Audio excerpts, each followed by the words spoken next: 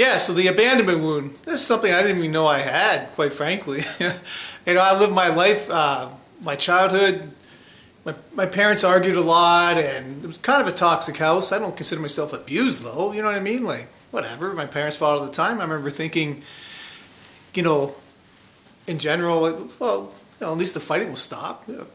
Kind of thought like that. Yeah, I was in grade 6, what age is that, like 11, 10, and when they got divorced, and then we moved around a lot after that, and I didn't have a solid footing, I guess, but hey, I always kind of did things my own way. At 17, I found guitar, and then I was really good really quick, and I ended up going on the road for like 10 years all over Ontario and Quebec and stuff, and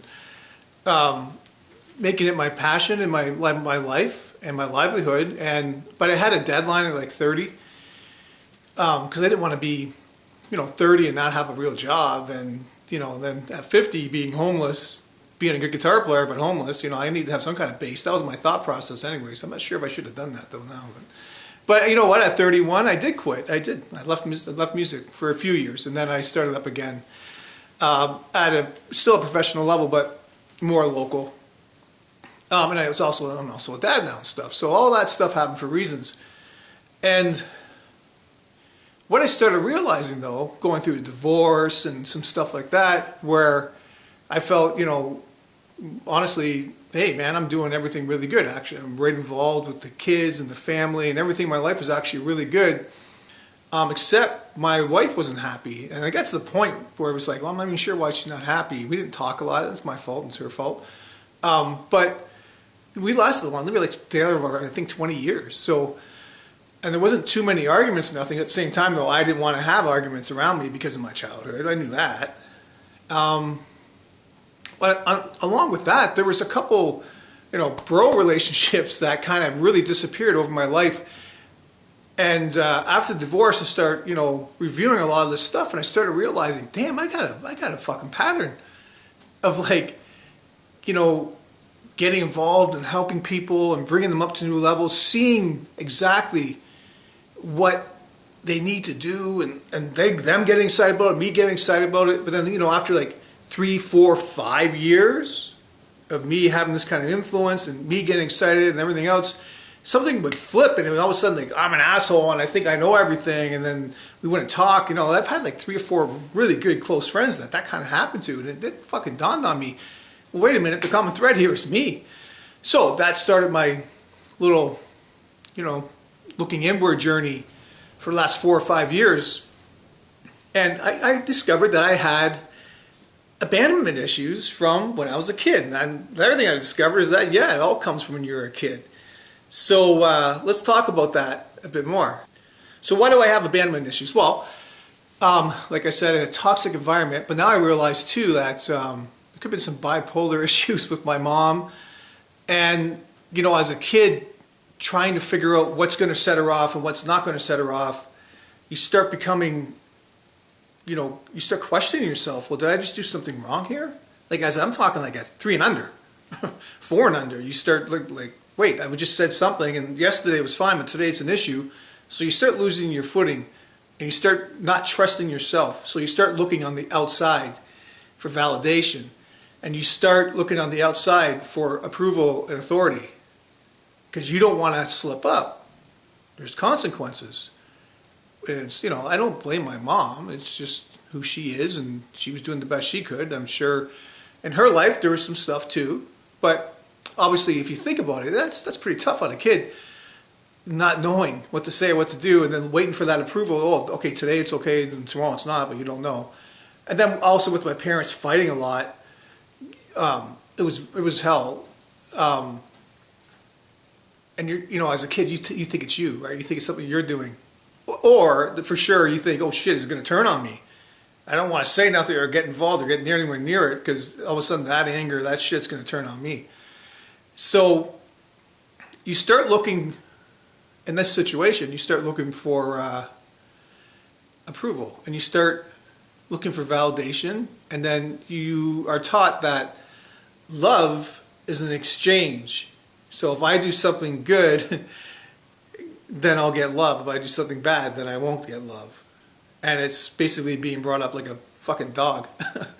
But again, overall, I'm a very happy guy and a positive guy, and I've influenced a lot of people in my life. And I never thought it was from that. I knew it was there. I knew that was an issue with my parents fighting, but I didn't think it affected me as much. But what I do know now is that I'm totally an empath. And what does that mean? Well, that means that I sense the room over sensing me. So when I walk in a room, I already know what's going on in the room vibrationally. Oh, in that area over there, there's some shit that's going to happen in a minute. Oh, this person's happy, this person's not happy. Oh, there's going to be tension over there. So I'm scanning the room like everybody does, but I'm extra sensitive to it because I knew as a kid, that you have to read. You have to be able to read these energies, these things on people before you get involved because it's going to come at you. And that's basically it. So it's really cool in a way. It's like, Jesus, like that's amazing as a human species, you know, as a 3-year-old or a 2-year-old or a 1-year-old or whatever the hell it is, that you realize how to survive on an energetic level, right? Not even using words, just, you know, energetically. And yeah, so anyways, going on. So I remember moving at like 4 or 5 and being really devastated about that, you know, and that's like an abandonment issue there too. And then we moved to a new area. And then that was kind of like my golden age, like from kindergarten to grade 6. I mean, I had this great crew, this great tribe of people. And along in that time, kindergarten to grade 6, you know, all my uncles and stuff started getting divorced as a kid, you know, it was 70s. And then sure enough, my parents got divorced too. And then we moved from that house and from that school to a different area of the city. And I remember that was really devastating. You know, and there's no internet actually, or obviously, or anything. So, you know, not being able to say goodbye, not being able to keep contact with any of my tribe. I mean, we loved each other, all those kids. There were like 40, 50 of us that we were all very tight. So, but then, you know, I'm in this new area and it's, you know, I'm meeting all these new people. But then halfway through that year in grade 7, we moved way to a different area of the province. I live in Canada. So we moved to a different area completely. It's like 4 hours away. Didn't know anybody. Small town too. Like I grew up in a city, man. I went to a very small town. And then, you know, it turns out that was cool too. And you meet all these people. And then we moved back to Windsor at the end of grade 11. And then I went on the road. About 19, I was on the road musically. So what was crazy is then I was like in houses with all these different people. I was always shifting, always moving, always, you know, going. But obviously I'm having fun. It wasn't a horrible thing in my mind. I was still going through what I want to do and moving forth and going with these changes is something I'm used to. But now I realize that, hey, it was like, yeah, there was a lot more going on there. So when I was a kid, obviously it wasn't my doing, like all this stuff, all these changes and all these moves and, you know, losing my family through divorce. And then like I'm talking about like my uncles and aunts and all that's my cousins and all that. And then losing actually my family. So it was always this loss. And then, but again, I was always happy. So it was weird. But now looking back at all this, I realized that, yeah, I totally have abandoned myself. I don't, energetically, I'm never in how's Chad feeling and how's Chad sensing what's going on. It's never been about that for me. It's always been, oh, what's going on in this room? Oh, there's some tension. I want that to stop because of my childhood. What can I do to get everybody happy and stuff? And then, you know, maybe that brings in guitar.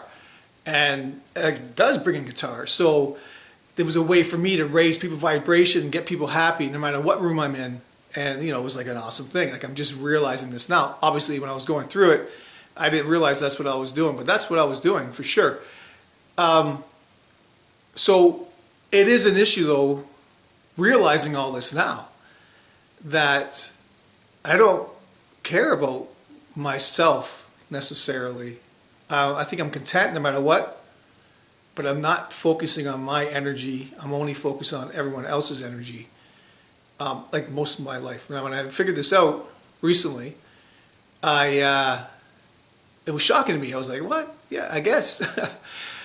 I don't know what it feels like to be in me. Like, what is my energy? And I started practicing that, and it was so weird, like to walk through a mall and only focus on me and my energy and my, you know, my frame. because my natural state is to be on everyone else's frame. So, yeah. But as everything's been ramping up the past year, I've been doing some really heavy digging and searching and exposing these memories and exposing all this stuff.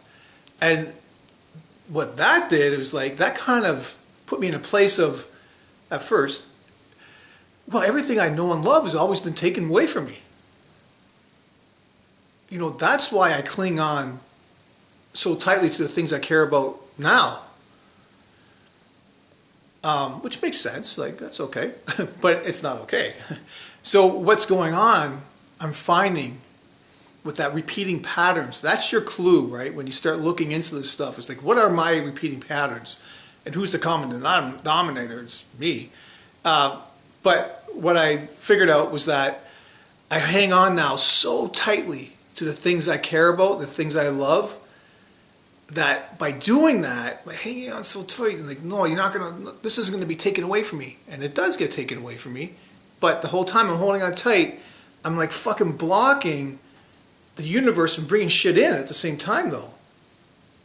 You know, you always hear let go and everything else.